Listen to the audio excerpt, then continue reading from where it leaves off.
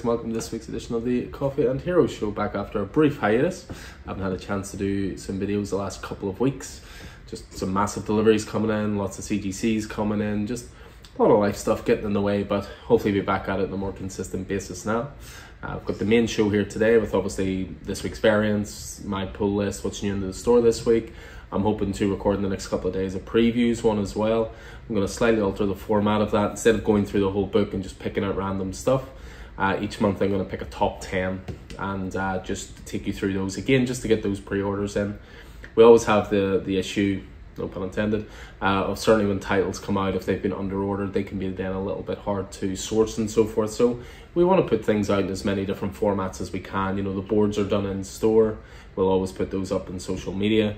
The books are there as always in the store, so if you want to come in, just grab a coffee or grab a Coke, sit down, have a little flick through them.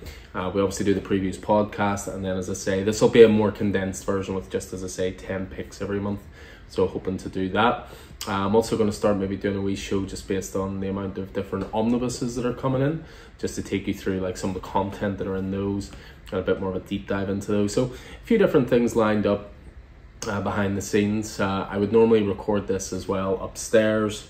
Obviously you see the nice background I have for that, but a couple of big Prime 1 statues up there at the moment, which are being picked up in the next day or two, so there's not a lot of space to maneuver, so that just means I'm back to old school downstairs. But it'll be the usual sort of format, as I say, lots of variants in this week, lots of stuff on my pull list, lots of new stuff.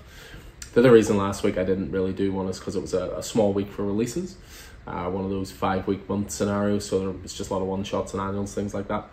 But we're back in earnest this week, so a couple of boxes each side here, and I'll take you through what we have. So I'll kick things off, sure, with my pull list, just to take you through that. My pull list that I say every week I'm going to reduce. My pull list every week that still is a big pile, but believe it or not, this is a reduction. There's also no omnibuses on my pull list this week. There's no graphic novels for once. Although that's mainly because I'm halfway through Ultimate Spider-Man Volume 2. I want to focus on that. But yeah, to take you through my pull list this week, first one up is All Against All. So this is the title from Alex Paknadel and Casper Weingard. Of course, you can go back through our podcast network and you can find an interview I did with those guys. Really, really cool guys chatting about this title, but also their career so far. So we're 3 issues into a 5-issue mini-series. So we've got a good load of #1s still in stock. Obviously, this is one of those ones we ordered quite big on. So if it's something you want to give a chance to, we can certainly do that for you. Next up is Bloodstained Teeth from Christian Ward and Patrick Reynolds. This is the second last issue. This comes to an end at issue 10, something I chatted to Christian about at Thought Bubble last year. So this is the penultimate issue. Definitely keep an eye out for it in trades if you missed it in singles, because it's a really, really good title. Next up is Erratic 2 Recharge. So I always collect all the AWA stuff, read all of it. They're always short runs, 4 or 5 issue miniseries, that kind of thing. But in some cases, some of the titles do get a sequel, which this is one of them. The first trade is available in store. It's all about a 15-year-old kid who can be a superhero, but only for 10 minutes at a time. So it's all about, you know, when's their best moment to do that. You know, there's always a ticking clock element to it, which I really like. Next up, we have The Exiled. This is from Whatnot Publishing, which seems to be a new one that's coming through.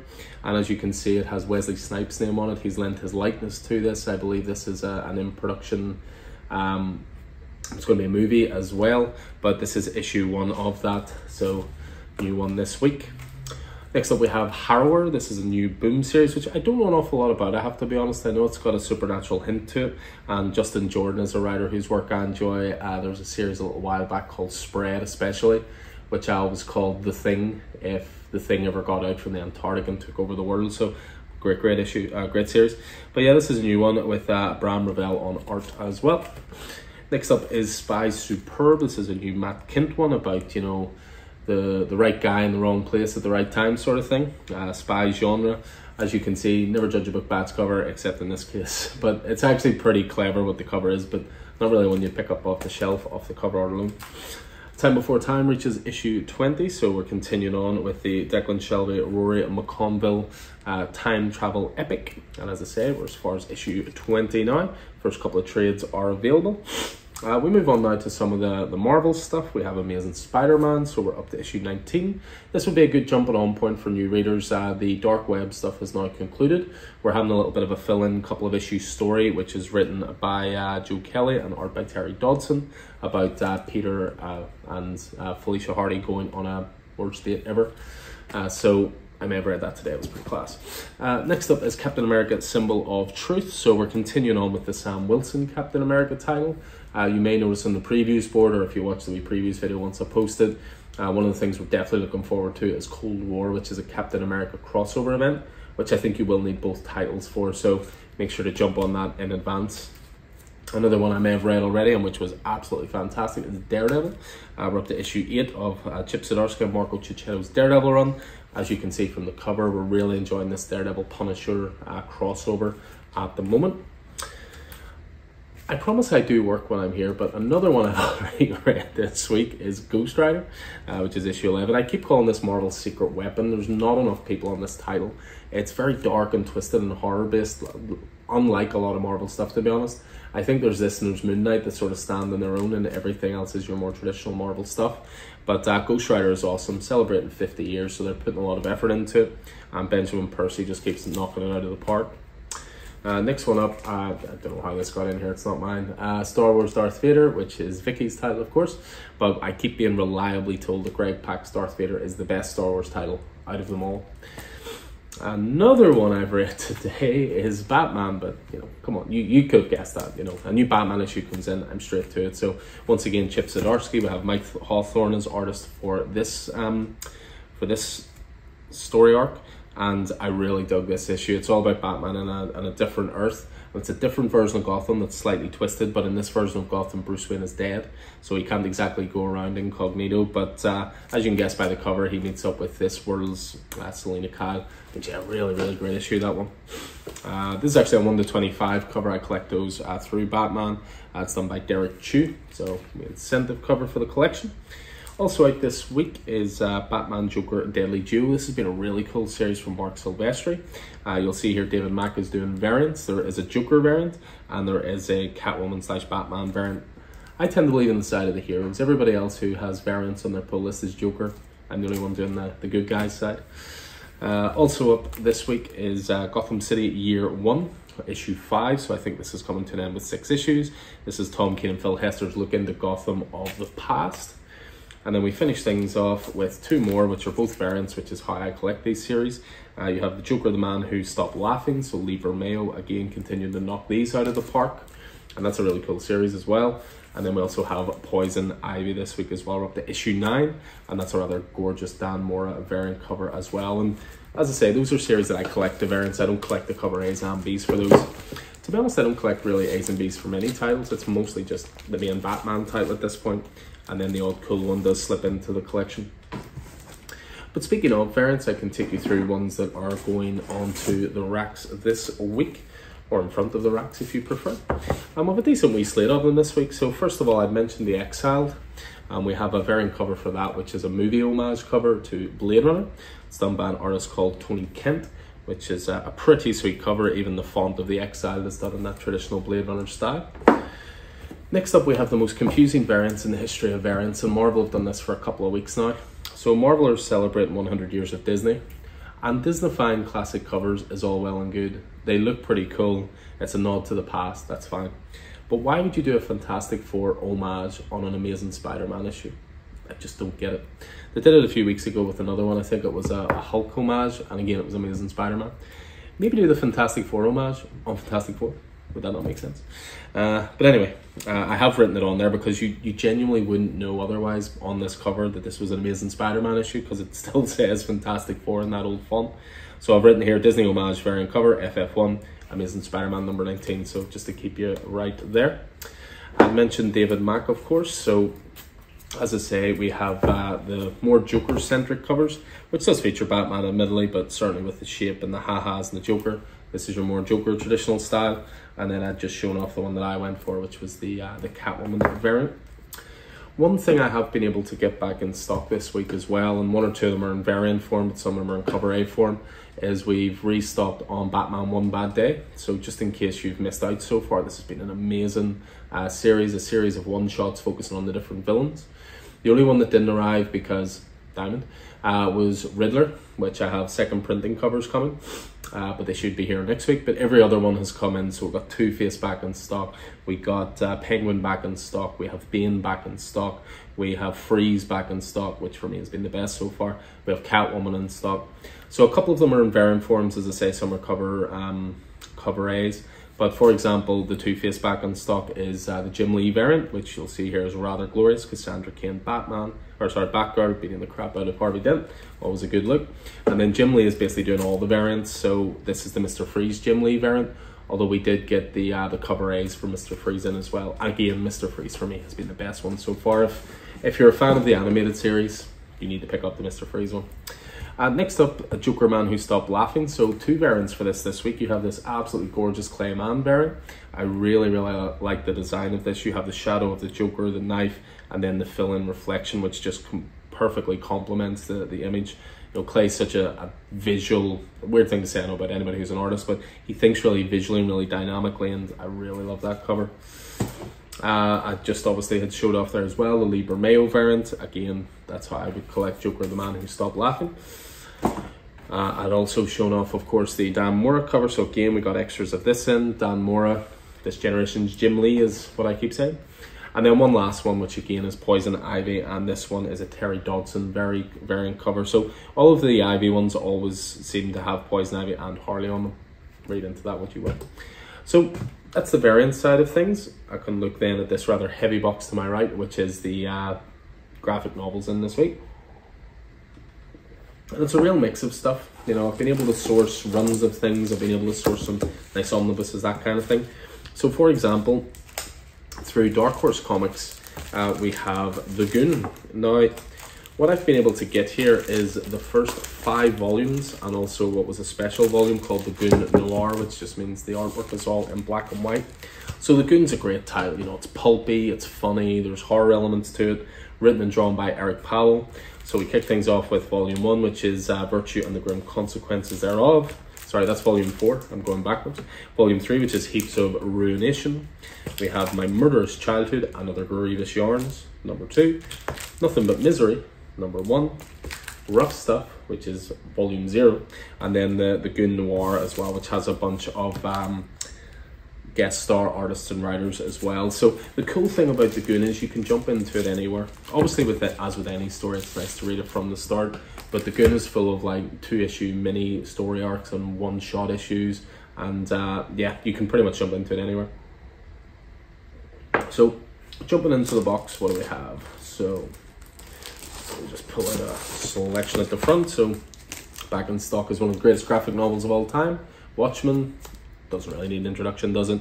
Alan Moore, Dave Gibbons' deconstruction of the superhero genre, and again, one of the best ever graphic novels, one of the best examples of the art form. We have Radiant Red. So for anybody who's enjoying the Massive-verse stuff, you've got Radiant Black, of course, which kicked it off. You've got Rogue Sun, and you've also got Radiant Red. So this was a 5-issue miniseries, contains that, but it also collects Radiant Black 6, which is where the character made their first appearance. I have a little top up here of Deadly Class volumes because that's awesome.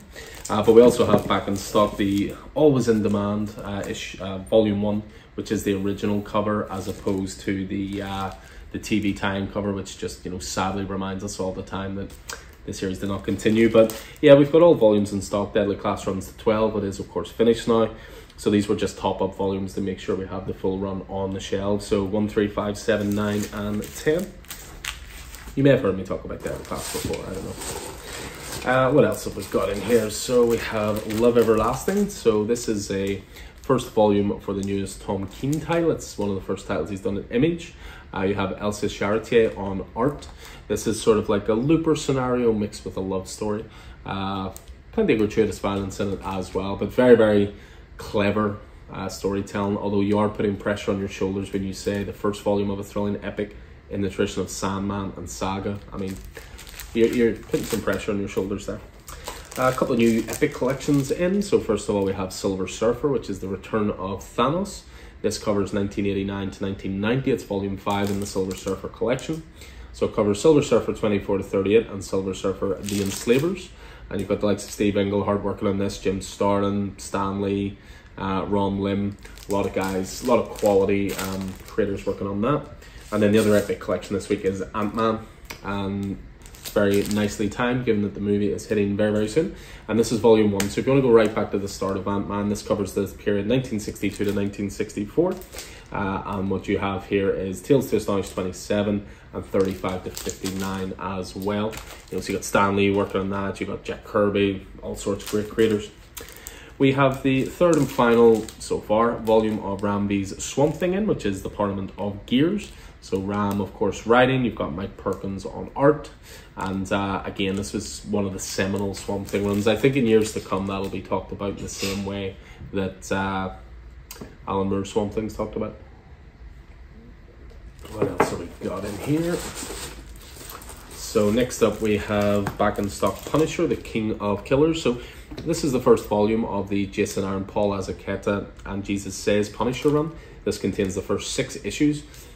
I mean, I can't speak highly enough about this Punisher run. I keep chatting to people more and more. There was a lot of people who were slightly unsure about it when it was coming back. You know, they've changed the skull design. They have the Punisher with swords as opposed to, you know, guns. They found a way to make it really interesting, but it made it feel really fresh as well. And basically Frank Castle was able to be offered the one thing that he'd never been offered in the past. So yeah, I love this Punisher run. As I say, 6 issues, plenty to sink your teeth. They're all oversized issues as well. So Punisher is in single issues a $5 title as opposed to a $4 title, because it contains more pages, because you've got those 2 artists, one doing the stuff in the past and one doing stuff in the present. Also coming back in stock is Moon Knight. So this, of course, is the Jed MacKay run with Alessandro Cappuccio on art. So you've got your volume 1, The Midnight Mission, and you've got your volume 2, Too Tough to Die. So this will bring you right up to issue 12, both volumes. And you also get an extra issue in the second one, which is Devil's Reign Moon Knight number 1. If you listen to our Best of 2022 podcast, which we posted last week, one of Keith's favourite series of last year was a title called Arrowsmith. Not to be confused with the band Aerosmith. Arrowsmith was a title that came out years ago, and we have the hardcover of that in, which is called Arrowsmith, The Men in Their Fine Uniforms. Well, we have the second volume, which is Kurt Busiek and Carlos Pacheco. Unfortunately, the dearly departed Carlos Pacheco. This is some of his last work. And this is the second volume, which is called Behind Enemy Lines. I believe this was Keith's mini-series of the year. I haven't read it. I'm going to go back and read volume 1 first, but on his recommendation alone, I'm going to jump into that once I read volume 1. I said we have one of the best graphic novels of all time back in stock, which is Watchmen, but we also have the best graphic novel of all time back in stock, which is The Dark Knight Returns. Frank Miller, of course, Klaus Janson, Lynn Varley on colours. And yeah, this is the 30th anniversary edition back in stock, which has an introduction by Frank Miller and Brian Azzarello, as well as just having the entire Sordid Tale. Next up, we got some volumes back in stock of Birthright. So Birthright is an Image Comics series by Joshua Williamson and Andre Bressan, who are doing such brilliant work on the recent Dark Ride, which is 4 issues deep. But Birthright was the first one that they worked on together, and the story's really, really interesting. It's all about a father who's out in the woods with his 2 sons, and one of the sons disappears, and then it cuts to a year later and the son has never been found. The father is now divorced from his wife, who couldn't forgive him for losing their son. The other son feels neglected, but then suddenly they get attacked by something otherworldly and fantastical, and they get saved by this giant barbarian, and it turns out the giant barbarian is their son. He's only been missing for a year, so what happened to suddenly age him up 20 years? But yeah, fantastic title. It has ended. It ended around issue 50, so it's about 10 volumes. So again, we're just filling the gaps here. So we've got 1, 4, 7, and 8, which takes it right up to issue 40. I've mentioned the Massiveverse, of course, with Radiant Red. We also have Rogue Sun. This is volume 1. This for me is the best of the Massiveverse. I really enjoy Radiant Black as well, but I think Rogue Sun is the best of them all. So this is Ram Parent and the artist Abel on this. The costume design as well, interesting enough, was done by our good friend Declan Shelby as well. So this is another one of those great Image comic $10 first trades, so £9, and this contains the first 6 issues plus some supplementary material, so some character design sheets and variant covers, that kind of thing. We're coming to the end, just a few more to finish off. In stock is the latest volume of Jujutsu Kaisen, so volume 18. Again, we're trying to get more manga in, but also more manga in on release day. Back in stock is Nightwing Get Grayson. Again, if you listen to our Best of 2022 podcast, this was my pick for best ongoing, which kills me because it should be Batman, which is fantastic, but Nightwing is just that little bit better. And this is volume 2. Well, it's kind of volume 3. You have a Fear State volume that's not essential, but it's still really good. But with this one, this collects Nightwing 87 to 91 and Superman Son of Kal-El number 9, which was a crossover issue. It also contains Nightwing 87, which was that phenomenal all-in-one image story where you follow Nightwing, literally one big image, which we have actually laminated and pieced together like a jigsaw on our floor in front of the graphic novels as well. But yeah, can't recommend Nightwing enough. That series is genuinely something special. Omnibus wise, this week we are represented by one of the best omnibuses of all time, and it also has the label, the prestige of being the first ever omnibus I got. I remember my mum buying me this for Christmas about 10 years ago, and it's the Daredevil by Frank Miller omnibus. So this contains Frank Miller's entire Daredevil run, which is Daredevil 158 to 161 and then 163 to 191, but it also contains a What If issue as well. This features, you know, Bullseye, Kingpin, the debut of Elektra. So this one here, this is your main cover. So this is pretty much available anywhere. You'll get this off Amazon, Waterstones, wherever. So this is your main cover, which is a Frank Miller cover. I should say again, with the omnibuses, we always bring them in a little under RRP. £90 RRP, we're doing it for 85. But we also have, as well as that, is what's called the DM exclusive cover, which is direct market, which is comic stores. So we've just started labeling these saying comic store exclusive cover, and that of course is a reproduction of Daredevil 181 as the cover, as opposed to the Frank Miller image there. So just in case you prefer, that's the way to go. 3 more to finish off. First of all Star Superman. You may have seen this get heavily referenced in James Gunn's presentation about where the DC live action and animation universe is going. So this was very heavily name checked for the direction for Superman and the title Superman Legacy, which I believe James Gunn is writing. He may direct, but he's definitely writing. So this is the deluxe edition of one of the best Superman stories of all time. So this collects the original 12-issue series and a bunch of behind-the-scenes extras. So yeah, Superman, All-Star Superman, Grant Morrison, Frank Whiteley, absolutely essential if you're a Superman fan. And then 2 more to finish off with. We have The Walking Dead Here's Negan.